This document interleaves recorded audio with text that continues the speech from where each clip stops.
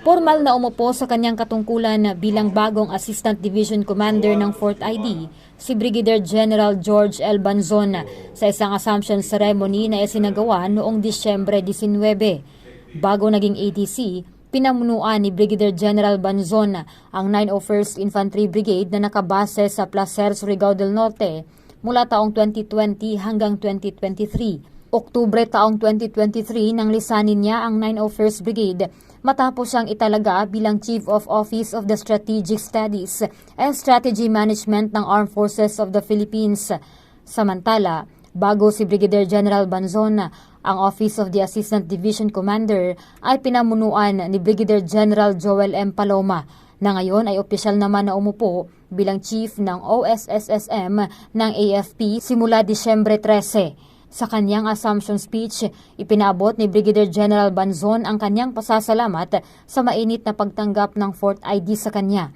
Siniguro rin niya na susuportahan ang kampanya ng dibisyon na wakasan at tuluyang buwagin ang CTG sa Northern Mindanao at Caraga Region. We know for a fact that when General Cuerpo assumed command, his emphasis was on discipline. So it will also be on that direction that I will be doing. The Office of Assistant Division Commander will be doing, aside from the fact that we need to accomplish our operational. So, to everyone, happy working together for the next 2 days until the day that me and General Cuerpo will be leaving the service.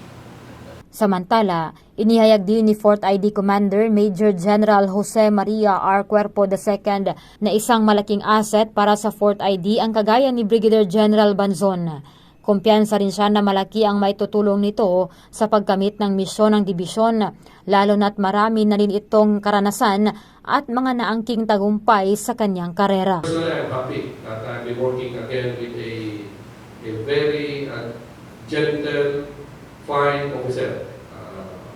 Imo sa atuhang division together with other officers now.